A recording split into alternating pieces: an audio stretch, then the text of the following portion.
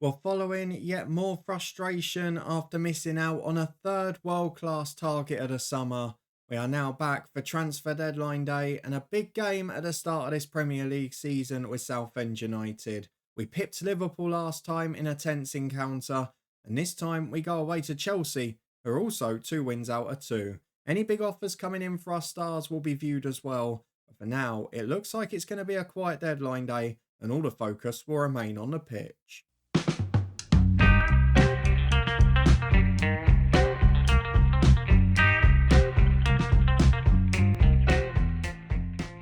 Yes, hello, and welcome to part 120 of Saving Southend with me, Daniel. We are back today for the battle of two sides with a 100% record so far, albeit only after 2 games. We are playing Chelsea away at the Bridge, Thiago Motta's Chelsea, before deadline day, and if it's quiet, a Carabao Cup tie that's not against the top Premier League team for once, will show a few of the backup players against Sunderland. For now, though, if you're looking forward to this one, as we saw a superstar left the club, but we have also got a signing for the future, even if we missed out on the ones for the here and now, then please do put a thumbs up on it. We've made a couple of moves since the last window, and while nothing will really have an instant impact at the club, it is something I'm quite excited about on two fronts, because if we go and have a look at the transfer centre, we have got a deal pre-agreed to sign a young Brazilian in January, and as part of that, and the reason that came up, is because of a staffing addition where we replaced the one departing scout from the summer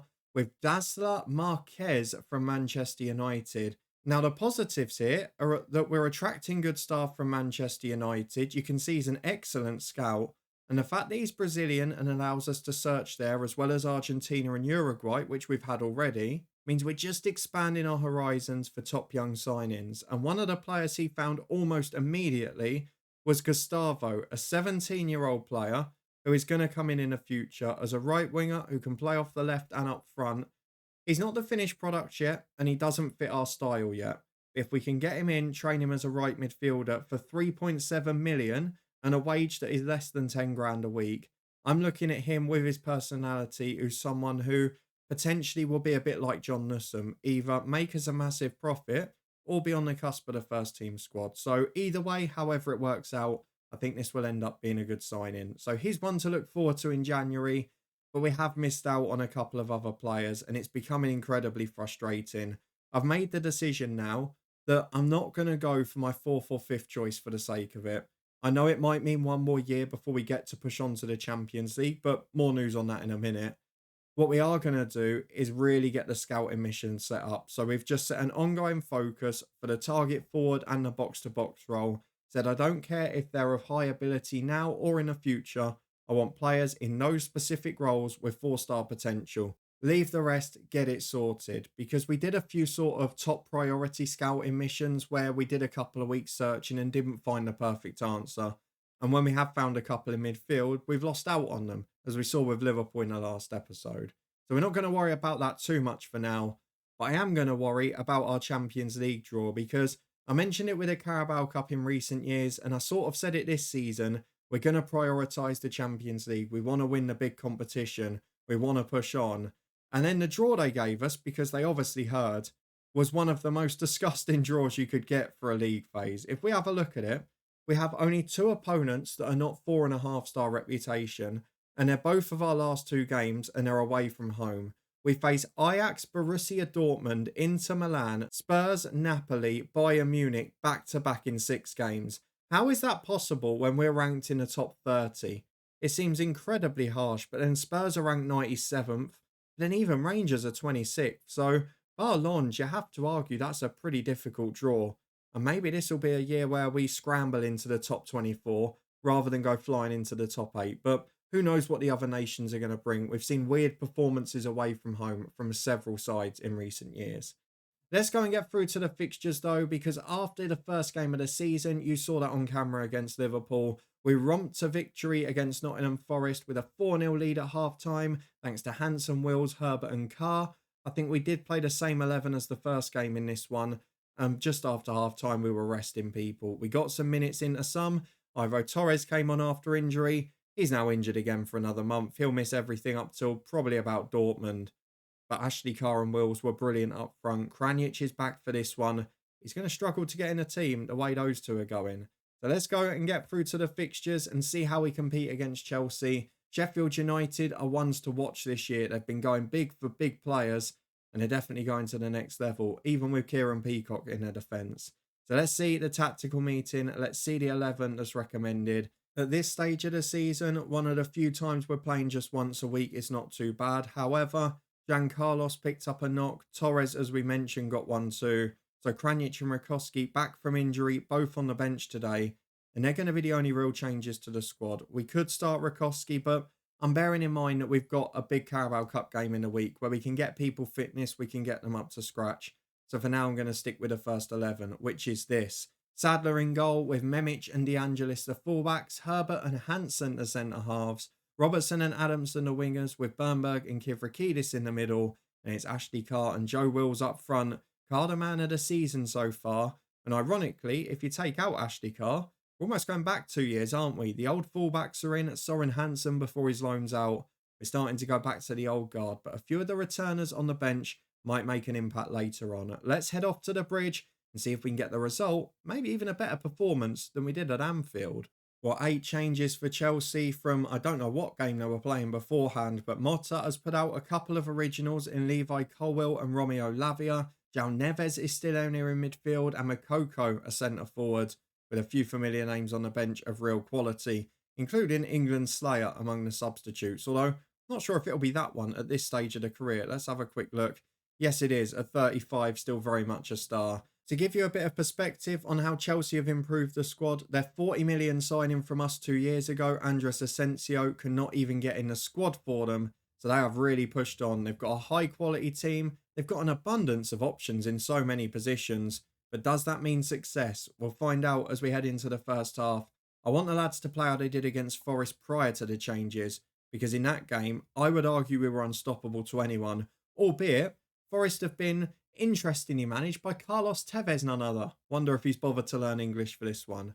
Into the first half we go. It is 0-0 after 5, and all I want is a win. I don't care how ugly it is. Well, 15 on the clock. It's been a quiet start, but it's a Chelsea corner, which is headed away by Wills.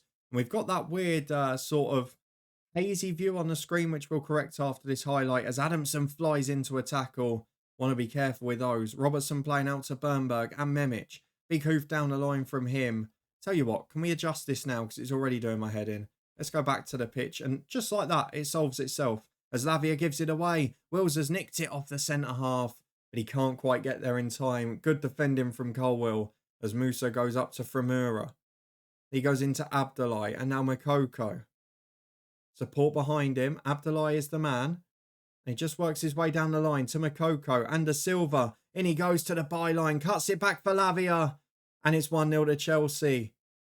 Now then, that's going to be a test for us because against Forest, we were 4 up when we conceded. Sadler's being blamed for the goal, which is not like him. The assistant has been begging us to put McNaughton in, but I couldn't face it. He might get a run soon. It will certainly be McNaughton in midweek as Bernberg works down the right. Can we respond? Gets to the byline himself. Big ball to Adamson and he's headed straight in. What a response and what a time for it. 1-1 almost immediately. And Southend United, fantastic. Peter Bernberg turning up to the party. And a minute later, we're on the front foot again. Let me just tell you this now. I'd snap your hand off for a draw. 7 points out of Liverpool and Chelsea away at the start of the season is great. Those 3 fixtures, while we mentioned, as Bernberg heads over, while we mentioned that the away games are impossible, the home games are all winnable. So if we can pick up a few draws on the road, I'll have no complaints, as it's a free kick for Ashley Carr again. Good delivery to the back stick. It's flicked away, only as far as Adamson on the right-hand side. He crosses early. De Angelis is up. Forced wide. Back to Ashley Carr. Oh, he's on fire this season. Ashley Carr is arriving on the scene. It's only taken him 2 years to get used to English football, but at the moment, the boy cannot stop scoring. 2 shots on target and 2 goals. And Ashley Carr is very much the star of the Southend United show. As we're 10 minutes to the break, we've got Chelsea playing out from the back after again. We go ahead away at tough opposition, but are we going to be able to hold on to it again this time? As Abdullahi looks to play into midfield. In the end, he's forced inside. João Neves is there though to pick it up deep and finds Makoko. Musa in a deeper role. Didn't notice him starting. Has he come on or was he there all along? Into the centre forwards again. João Neves just behind them. Vermeer into the box. Has support. And it's a great curling effort. Just wide of the post. I'll be honest, I'd resign myself to that going in. Every shot on target has so far in this game. Thankfully for us, that one narrowly missed it. Well, we're about to reach half-time. It is a 2-1 advantage. Again, not a vintage performance, albeit it's been a little more comfortable than the Liverpool one. The only negative was going behind. But other than that, Chelsea haven't offered too much of a threat. Just the odd moment of magic. 10 minutes gone in the second half. It stayed quiet. I'm a bit concerned about the form of some of our midfielders. Jorg Robertson not really got going yet. Kivrakidis struggling a bit as well. And Joe Wills has had a tough game here. But thankfully, Kranic is there if we need him. Hansen's been poor too. But again, Rakowski's available. As Joe Wills breaks through, Colwell's got to be off. I mean, I don't even know why he's got a second yellow for that. Joe Wills was in. That's a straight red card for me. As it is, Chelsea down to 10. Colwell with a second yellow. And now we cannot afford to screw it up. 9 points would be an incredible start with these fixtures. Can we make it happen? Can we get it over the line? Herbert goes back to Soren Hansen. Into Kivrakidis. Support out wide, but Robertson's there. Finds Ashley Carr. Right back's played him on. Carr hits the post. Robertson again. Gets it in. How has he got it in from that angle? It's off the inside of the far post. And then just dribbles the other way across the line. It's 3-1. It should be game over. And just as I said, he started slowly. Jorg Robertson has turned up to the party, hasn't he? Aguiman is going to get a run out for Memic, who's on a yellow. Hansen will come off for Rakowski, who needs minutes.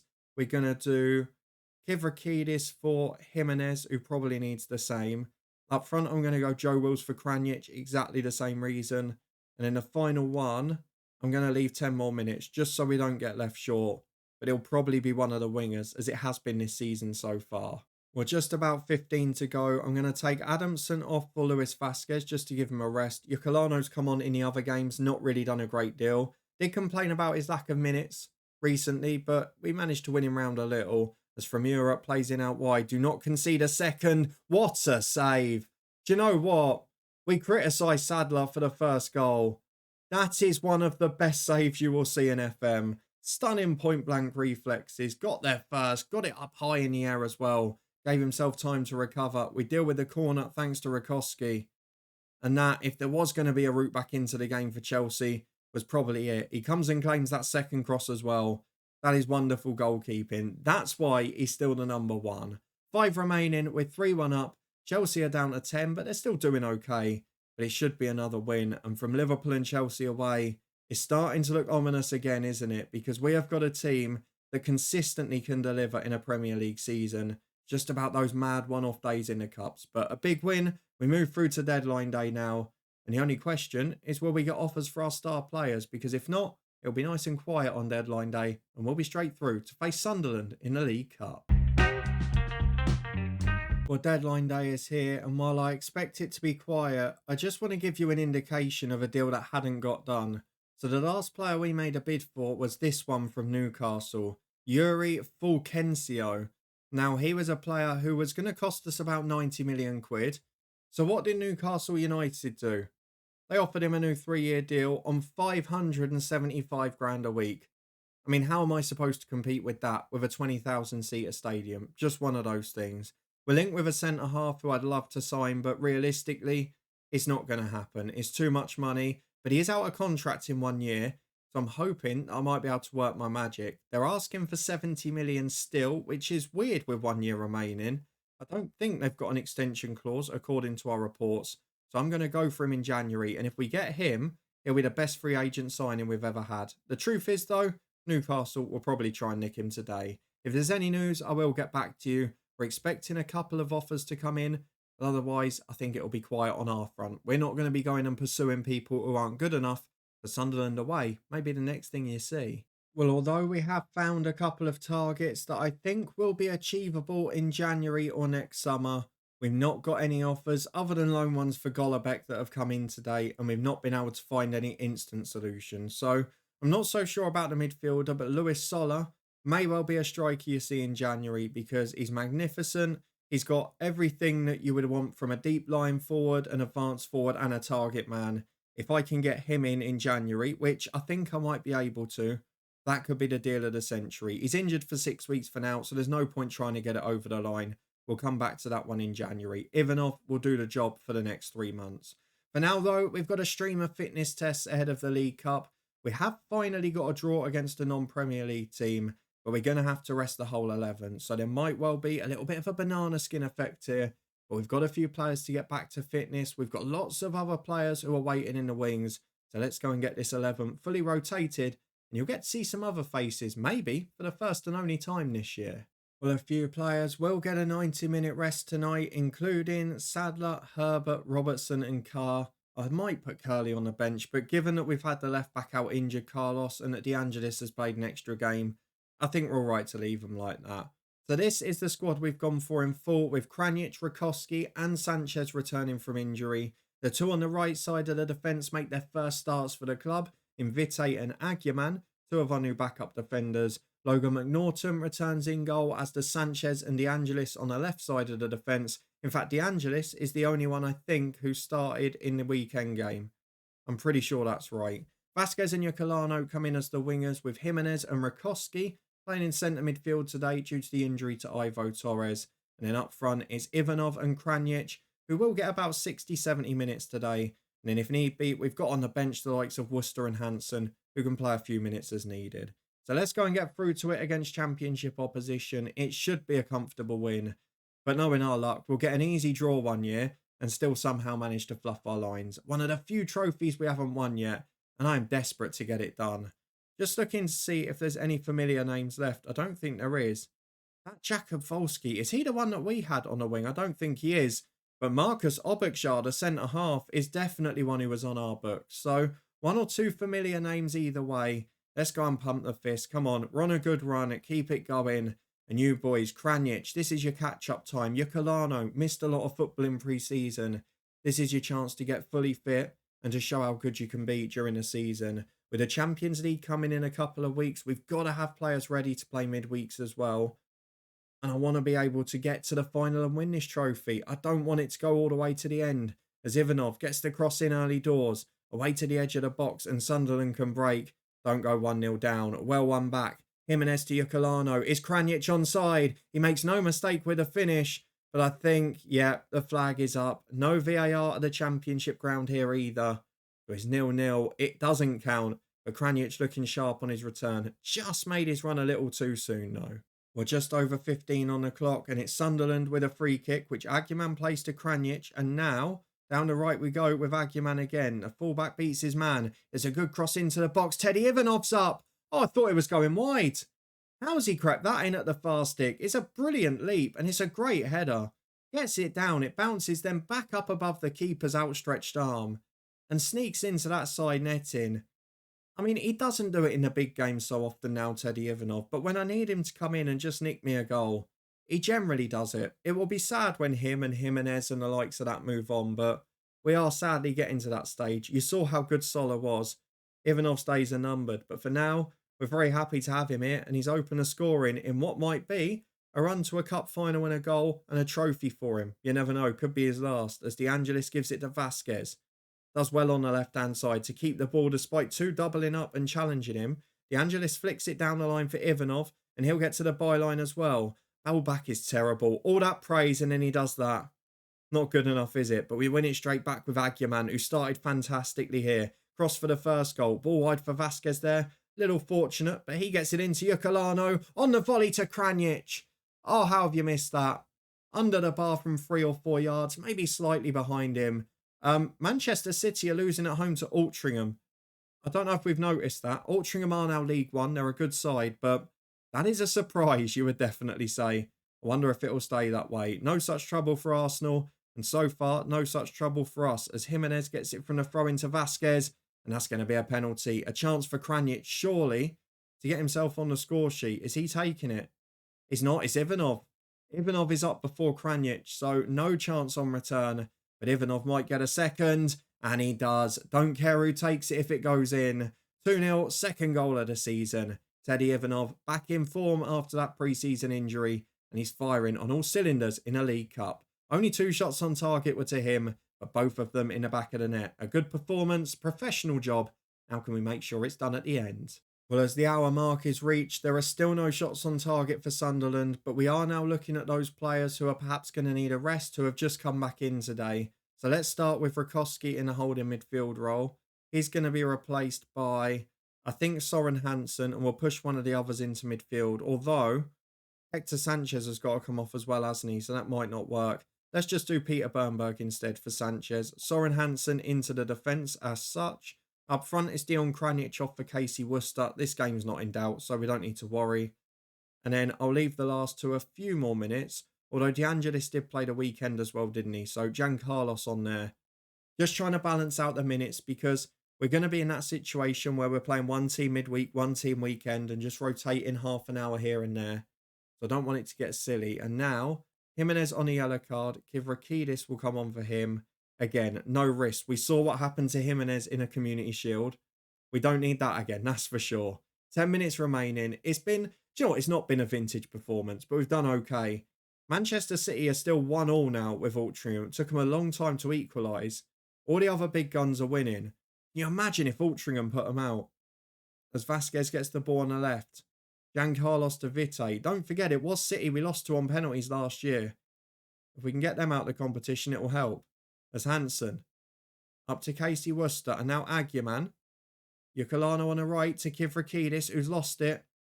Don't really want a grandstand finish, but Yukalano wins it back. Finds Ivanov. Chance for a hat-trick, but he's unselfish here. Wide to Yukalano, but look at him bust a gut to get in the middle. Worcester's in there as well. Back to Yukalano. Peter Bernberg. A much better start to the season for him. 3-0 in the 90th minute. And job done professionally away from home in a League Cup. We've got a first tie out the way. It's a bit easier this year. But will we get a better draw next time around? Can we have a nice run and win this trophy? Do you know what? It seems a weird thing to say at this point with the way that my psyche works with wanting to win all the trophies. I'd actually rather win the Carabao Cup than the league this season. That's how much it means to me. As McNaughton lets one in, we can't go keeping a clean sheet, can we? That would have been too easy. Logan McNaughton will be disappointed with that. But it's 3-1. We're comfortably through. And we've still got a chance. Can we get a good fourth round draw as well? Let's go and find out. It will be the final action of this episode. We've got 1 hour of deadline day to go as well. Let's see if there's any more big news. As City nicked it in the 91st minute. A timely penalty for them. That's ruined the story of the day, hasn't it? Well, the transfer deadline passes without further incident. So all we need to see now is who we get in the Carabao Cup fourth round. I'm going to skip it and just hope. There's 1 or 2 options from the lower leagues. But as long as it's not one of the big boys, I fancy my chances. Let's see how we go. Manchester United away. Of course it is. Why won't you let me have a friendly draw in the Carabao Cup? Come on, it's the 15th season. We've been in this competition for 13 years. Just let me have a couple where I don't face the big boys straight away.